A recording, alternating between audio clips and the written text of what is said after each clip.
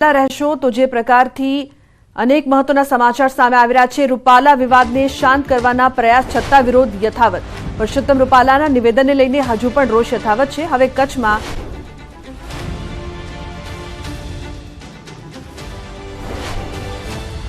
તો પરસોત્તમ રૂપાલા સામેના વિરોધને શાંત કરવાના પ્રયાસ માટે આજે મહત્વની બેઠકો થઈ રહી છે। તેમ છતાં ક્ષત્રિય સમાજના આગેવાનોમાં રોષ યથાવત છે। હવે આ આંદોલન વધુ ઉગ્ર બન્યું છે। કરણી સેના મહિલા મોરચા પ્રદેશ અધ્યક્ષ પદ્મિની બાવાડાએ ચીમકી ઉચ્ચારી છે। જ્યાં સુધી રૂપાલાની ટિકિટ નહીં રદ થાય ત્યાં સુધી અન્ન ત્યાગની પણ તેમણે ચીમકી ઉચ્ચારી છે। રાજકોટમાં આશાપુરા મંદિરે તેઓ અન્ન ત્યાગ કર્યા છે। તો બીજી તરફ જે પ્રકારથી સતત વિરોધની વચ્ચે મહત્વના સમાચાર સામે આવી રહ્યા છે। વિવાદને શાંત કરવાના પ્રયાસ વચ્ચે વિરોધ યથાવત જોવા મળી રહ્યો છે। તો રૂપાલાની ટિકિટ રદ ન થાય ત્યાં સુધી અન્નનો ત્યાગ કરશે। કે જ્યાં સુધી રૂપાલાભાઈની ટિકિટ રદ કરવામાં નહીં આવે તો આજથી હું અન્નનો ત્યાગ કરું છું અને એવી આશા રાખું છું અને આની પછી હું મોટો નિર્ણય લેવાની છું। તો આજથી હું અન્નનો ત્યાગ કરું છું। તો આ તરફ અમદાવાદમાં વિવાદને થાળે પાડવા મળનારી ક્ષત્રિય સમાજના આગેવાનો અને ભાજપના ક્ષત્રિય સમાજના આગેવાનોની બેઠકમાં આમંત્રણ ન મળવા અંગે તેમણે પ્રતિક્રિયા પણ આપી। પછી હવે એ તો ભાઈ સૌના રોટલા છે કે મને તો આમાં કઈ ખ્યાલ નથી આવતો। બરાબર, જો આમંત્રણ એમ કે છે કે 92 સંસ્થા, તો અત્યારે જે ગામડામાંથી તાલુકા વાઇઝ જિલ્લા વાઇઝ બધાએ અને દરેક આજનો રાજપૂત ક્ષત્રિય સમાજનો દરેક એક વ્યક્તિ અને દરેક એક ક્ષત્રાણી લડે છે। તો આ બધા વચ્ચે મીટિંગ થવી જોઈએ। કોઈ 8 વ્યક્તિઓ વચ્ચે અને કોઈ 50 વ્યક્તિઓ વચ્ચે તો એવું કઈ હોવું જ ન જોઈએ। બરાબર છે ને, સમાધાનનો તો એક નિર્ણય જ નથી લેવાનો, સમાધાન તો જોતું જ નથી। અમારે બસ એક જ આખા રાજપૂત ક્ષત્રિય સમાજની એક જ માંગ છે અને હંમેશા એ જ રહેશે કે રૂપાલાભાઈની ટિકિટ રદ થાય। તો સતત વિરોધની વચ્ચે જે પ્રકારથી મહત્વના સમાચાર સામે આવી રહ્યા છે, અંકિત પણ લાઈવ જોડાયા છે રાજકોટથી। તેમની પાસેથી પણ વધુ માહિતી લઈએ। જે પ્રકારથી પદ્મિની બાનું નિવેદન અંકિત સામે આવ્યું છે અને હવે તો તેમણે અન્ન ત્યાગની પણ વાત કરી દીધી છે। શું અપડેટ્સ છે આપની પાસે?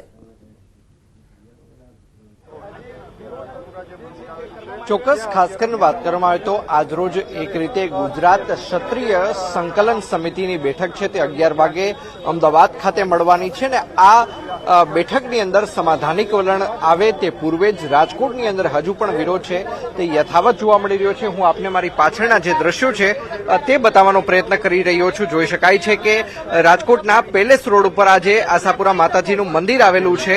આ માતાજીના મંદિર ખાતે હાલ અત્યારે બહેનો છે તે તેમણે અન્નનો ત્યાગ કર્યો છે। ત્યારે આપણે પદ્મિની બાવાળા છે, આપણે તેમની સાથે પણ વાતચીત કરવાનો છે તે પ્રયત્ન કરીશું।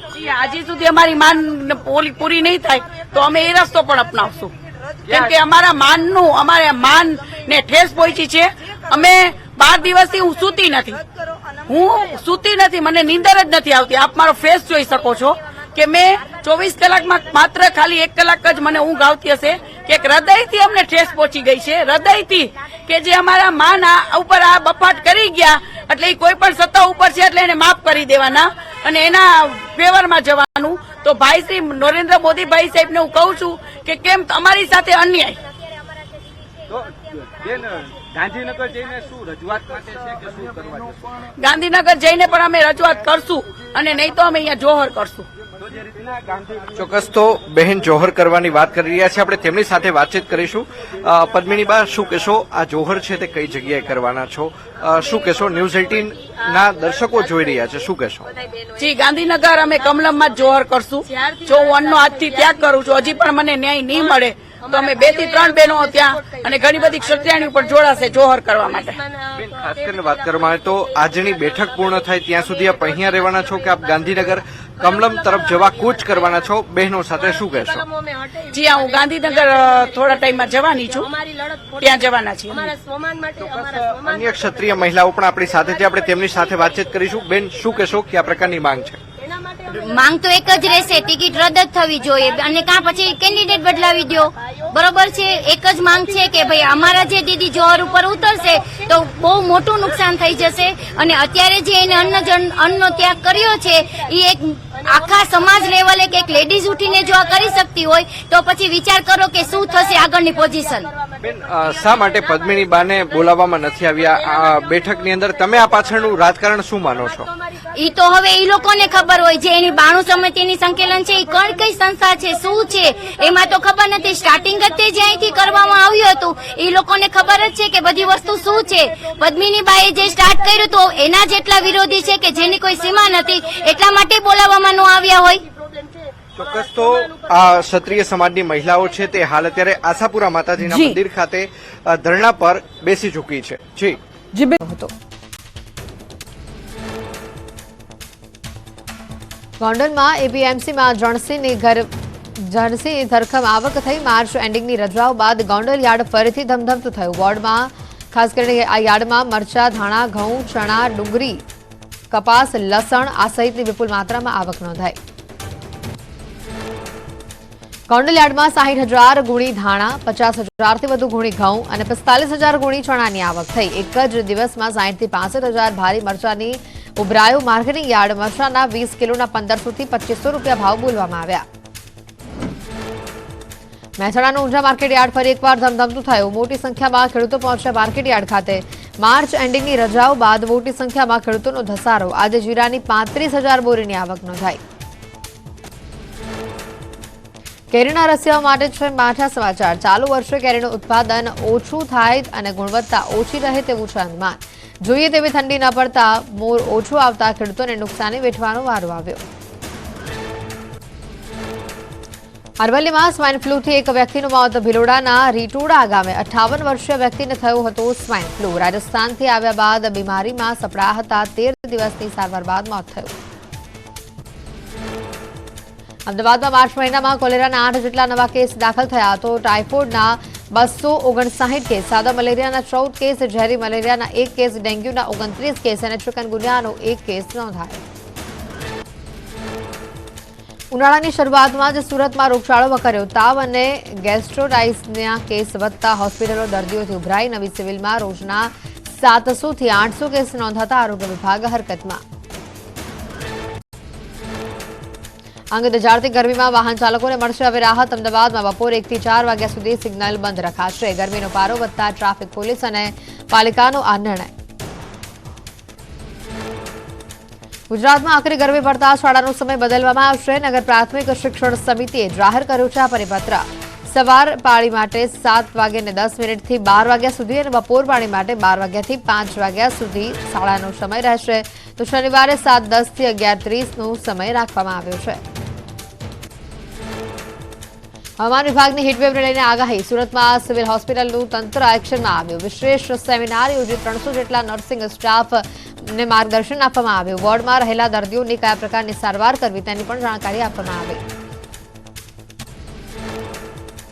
ગુજરાતના કેટલાક ભાગોમાં 1 થી 2 ડિગ્રી ગરમીનો પારો ઉંચકાઈ શકે છે. હવામાન વિભાગે ગરમીને લઈને જાહેર કરી છે આગાહી. 5 દિવસ રાજ્યનું તાપમાન સૂકું રહી શકે છે. દરિયાકાંઠાના વિસ્તારોમાં પશ્ચિમ દિશા તરફથી પવનો ફૂંકાશે. જમીની વિસ્તાર ઉપર પશ્ચિમી અને ઉત્તર પશ્ચિમ દિશા તરફથી પવનની ગતિ રહેશે. અરબ સાગર તરફથી આવતા પવનના કારણે તાપમાનમાં વધારાની છે શક્યતા નહિવત. દેશભરના મોટા ભાગોમાં ભીષણ ગરમીની આગાહી કરવામાં આવી. આ વર્ષે સામાન્યથી વધારે ગરમી પડવાની છે આગાહી. ગુજરાત સહિત દેશના ઘણા ભાગોમાં પડી શકે છે સામાન્યથી વધુ ગરમી. ભારતીય હવામાન વિભાગે કરી છે આગાહી. આકરી ગરમી વચ્ચે ભારતીય હવામાન વિભાગની વરસાદની પણ આગાહી. એપ્રિલ મહિનામાં ઉત્તર પશ્ચિમ ભારતના ઘણા ભાગોમાં વરસાદ થશે. પૂર્વોત્તરના કેટલાક રાજ્યોમાં આગામી 5 દિવસમાં ભારેથી અતિભારે વરસાદની આગાહી જાહેર કરાઈ છે. શિનોરના આદર્શ ગામ માલપુરમાં અંધારપટ છવાયો. ગ્રામ પંચાયતે 18 લાખનું વીજ બિલ ન ભરતા એમજીવીસીએલે આપ્યું વીજ કનેક્શન. સત્તાધીશોના અંધેર વહીવટથી લોકોને હાલાકી. વડોદરામાં આજથી 2 દિવસ માટે પાણી કાપ. ઉત્તર અને દક્ષિણ ઝોનમાં 2 દિવસ નહીં મળે પાણી. 5 લાખ લોકો રહેશે પાણી વિહોણા. મેઇન લાઇનમાં થયેલા ભંગાણની કામગીરી કરવા પાણી પુરવઠો બંધ કરવામાં આવ્યો. વડોદરામાં આજથી સિટી બસની સવારી મોંઘી બનશે. ટિકિટના દર 5 રૂપિયાથી વધારીને 7 રૂપિયા કરવામાં આવ્યા છે. આજથી આ ભાવ વધારો લાગુ થતા લોકોના ખિસ્સા ઉપર પડશે સીધી અસર. ઉનાળાની શરૂઆતમાં જ સાબરકાંઠામાં સર્જાઈ પાણીની પારાયણ. વડાલી નગરપાલિકા વિસ્તારમાં પાણીની અછત વચ્ચે મહિલાઓ બની ઉગ્ર. પીવાનું પાણી પણ ન મળતા મહિલાઓએ વડાલી નગરપાલિકા કચેરીનો ઘેરાવો કરીને રોષ ઠાલવ્યો. મહેસાણા ઊંઝા માર્કેટ યાર્ડ નજીક પુલ બિસ્માર બનતા રાહદારીઓને ભારે હાલાકી. પુલ પર ઢેર ઢેર પડ્યા છે ગાબડા. ખાડાની સાથે લોખંડના સળિયા પણ નીકળી બહાર આવતા વાહન ચાલકો પરેશાન બન્યા છે. કોઈ મોટી દુર્ઘટના સર્જાય તે પહેલા સમારકામ કરવાની લોકોની માંગ. પંચમહાલમાં ઓરવાડ અને બોડીધરા તાલુકામાં કેનાલની સિંચાઈનું પાણી ન અપાતા ખેડૂતોની હાલત કફોડી બની. ઓરવાડમાં લાખોના ખર્ચે બનેલી કેનાલ બિસ્માર બનતા ખેડૂતોમાં રોષ. સિંચાઈનું પાણી ન મળતા ખેડૂતો મજૂરી માટે બહાર જવા મજબૂર થયા. અરવલ્લીની સાબર ડેરીમાં વિવાદ વકર્યો. ડિરેક્ટર જશુભાઈ પટેલ ડેરીના સંચાલકો પર ગંભીર આરોપો મૂક્યા. સગા વહાલાઓને 3 વખત ગ્રેડ અપાયા. જમાઈ દીકરી સગાઓને અપાયું પ્રમોશન. ડેરીના એમડી પર માહિતી છુપાવવાનો આરોપ લગાવવામાં આવ્યો.